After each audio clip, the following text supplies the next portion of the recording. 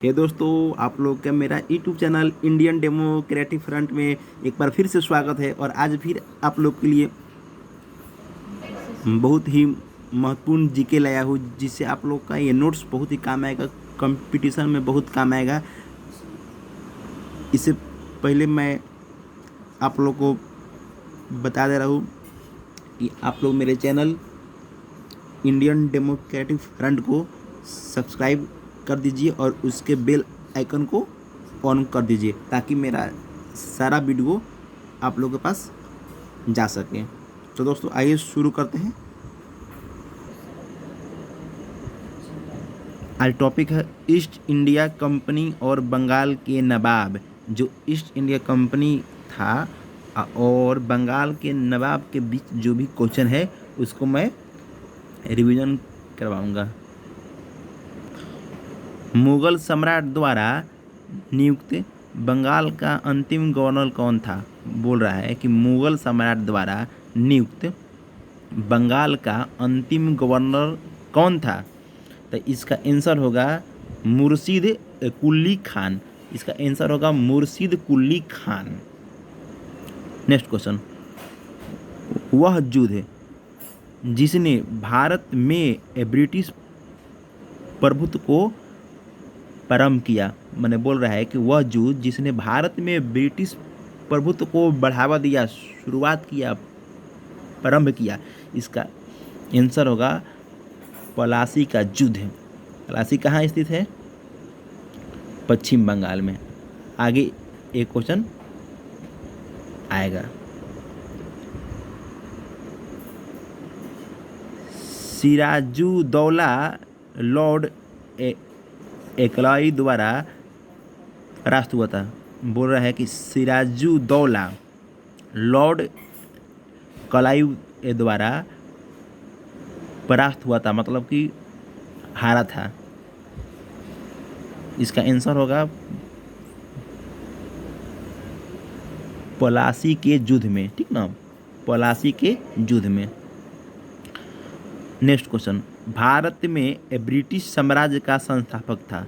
बोल रहा है कि भारत में ब्रिटिश साम्राज्य का संस्थापक था, तो इसका आंसर होगा लॉर्ड रॉबर्ट क्लाइव, ठीक ना, लॉर्ड रॉबर्ट क्लाइव।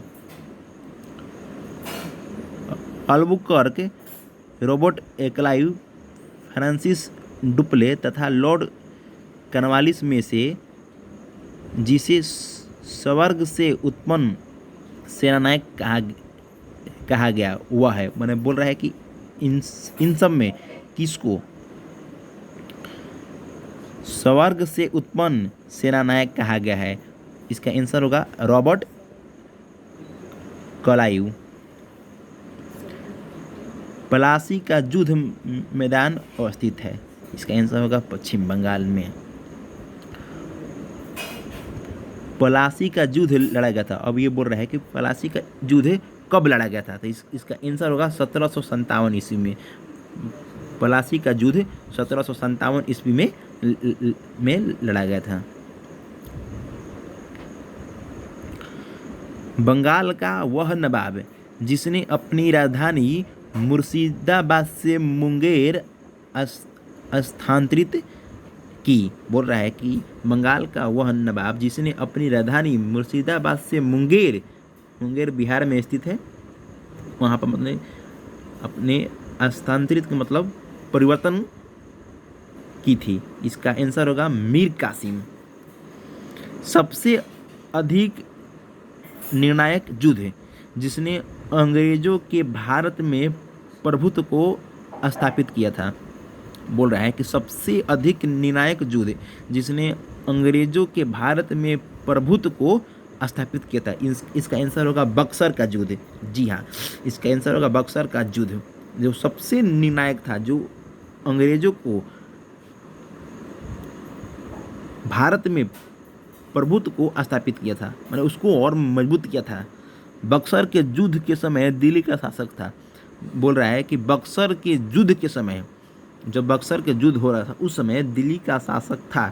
इसका आंसर होगा शाह आलम द्वितीय। शाह आलम द्वितीय। बक्सर की लड़ाई के समय बंगाल का नवाब था। बक्सर की लड़ाई के समय बंगाल का नवाब था। इसका आंसर होगा मीर जाफर। मीर जाफर। इंग्लैंड की ईस्ट इंडिया कंपनी की भारत में प्रथम निर्णायक सैन्य सफलता मानी जाती है। बोल रहा है कि इंग्लैंड की ईस्ट इंडिया कंपनी को भारत में सर्वप्रथम निर्णायक सैन्य सफलता मानी जाती है। इसका आंसर होगा बक्सर का युद्ध के कारण मानी जाती है। ईस्ट इंडिया कंपनी को दीवानी प्रदान की थी। बोल रहा है कि ईस्ट इंडिया कंपनी को दीवानी प्रदान की थी। इसका आंसर होगा शाह आलम द्वितीय ने। शाह आलम द्वितीय ने ईस्ट इंडिया कंपनी को दीवानी प्रदान की थी।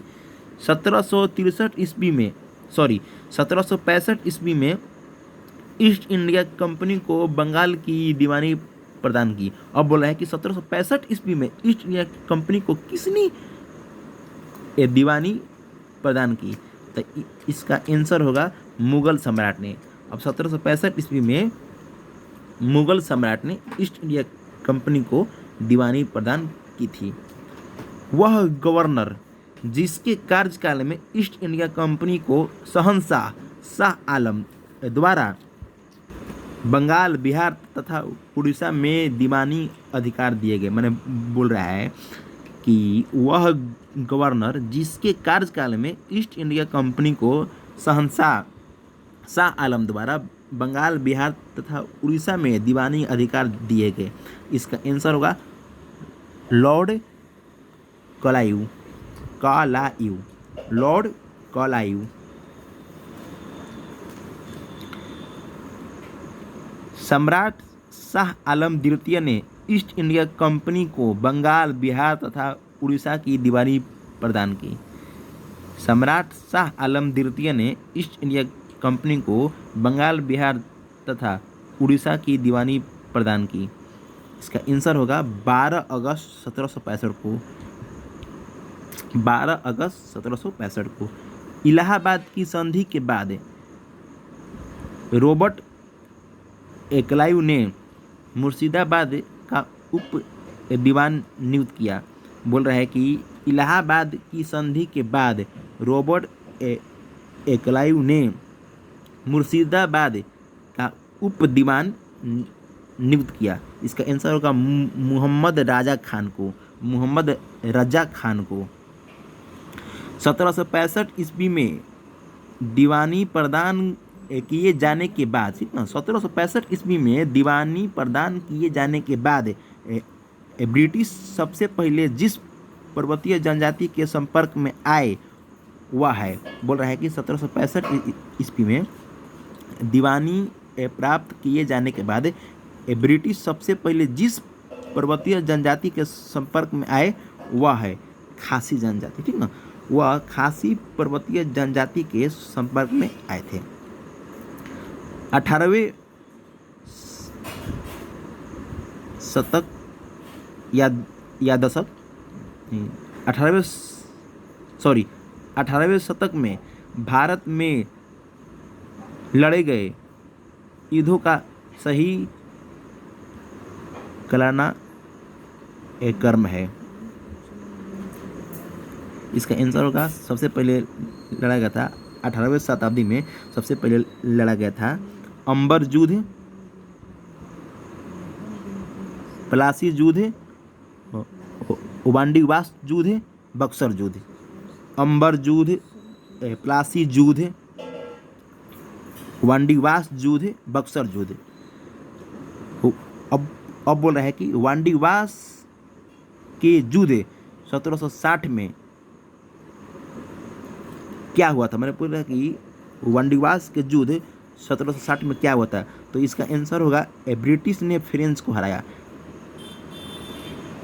वांडीवास के युद्ध में 1760 ईस्वी में ब्रिटिश ने फ्रेंच को हराया था। अब क्वेश्चन पूछ रहा है कि महाराजा रणजीत सिंह के राज्य की राजधानी थी, ठीक ना। महाराजा रणजीत सिंह के राज्य की राजधानी थी। इसका आंसर है लाहौर। यह एक पंजाबी राजा थे जो अंग्रेज़ों से बहुत संघर्ष किए थे। रणजीत सिंह के सुप्रसिद्ध कोहिनूर हीरा प्राप्त किया था। बोला कि रणजीत सिंह ने सुप्रसिद्ध कोहिनूर हीरा प्राप्त किया था। इसका आंसर होगा शाह शुजा से। ठीक ना। ईश्वर की इच्छा थी कि मैं सब धर्मों को एक निगाह से देखूं।